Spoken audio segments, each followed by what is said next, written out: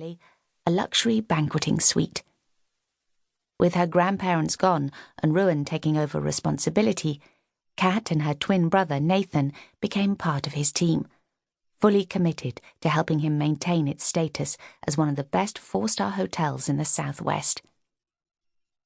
On this late spring morning, set against the contrast of sea and sky, the light walls, wrought iron balconies, and conical tower of this great house were striking. Cat drew in a deep breath as sunlight briefly touched the windows with its fiery brilliance. Familiar landscapes passed by the window, golden clumps of gorse, outcrops of rock, and short, scrappy patches of grass. Then it was there, the sign at the side of the road. Black letters on a white background announcing they were on the outskirts of Carrenporth.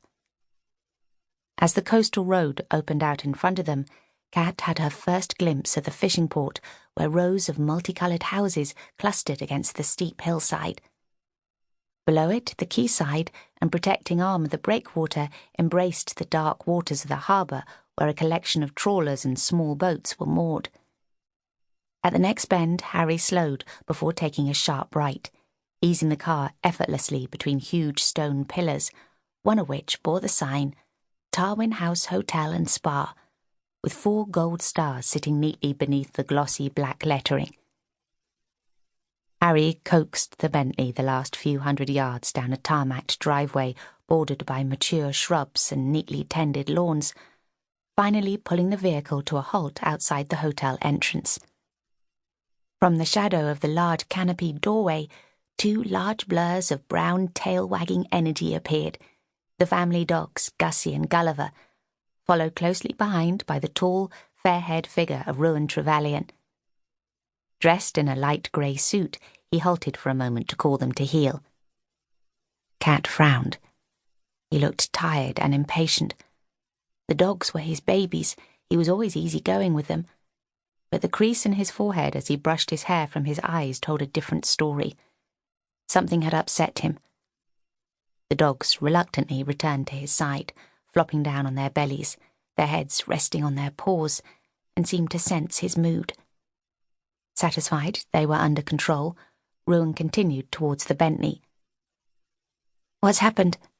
Cat wrenched her gaze from the approaching figure to focus on Harry, currently in the process of unclipping his seatbelt.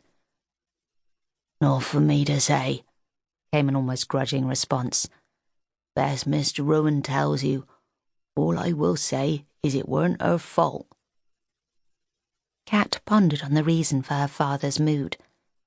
The her, she gathered, must be Aunt Em. She wondered what she got herself into now. After her grandparents' departure for France and left alone, her grandfather's sister, Aunt Amelia, had become involved with a gaggle of local elderly women known as the Gossip Girls, led by Rosalind Myers, one of the village's most dreadful rumour-mongers. With Rosalind's reputation for causing trouble, there was no doubt in Cat's mind she'd been involved in this too. Thoughts of the large, wobbly-chinned matron dissolved as the car door opened and Ruan leaned in, bringing with him the familiar tang of his citrus aftershave. "Welcome home, Cat," he said as he helped her out of the car. A faint smile touched the edges of his mouth, but then his expression was lost as she found herself pulled into a fierce hug. "I'm so glad you're back," he said, his voice muffled by her hair. "I've missed you. In fact, we've all missed you." "It's lovely to be home," Cat said as he kissed her cheek, "although I absolutely fell in love with Chambre de Levant." "Me too." Ruan's smile quickly disappeared, replaced by something more thoughtful and serious, which brought his lips together in a tight line. "Come on, let's get you settled in," he said, wrapping his arm around her shoulder and guiding her towards the short flight of semicircular steps leading to the front door. Gussie and Gulliver joined them, padding quietly in their wake, while Harry trailed behind with her cases. "Dad, is there something wrong?" As they crossed the marble-floored foyer, she looked up at him, noticing his expression was still sombre. "I'll tell all in a moment," he said, squeezing her hand. "First, let's go up and join your brother."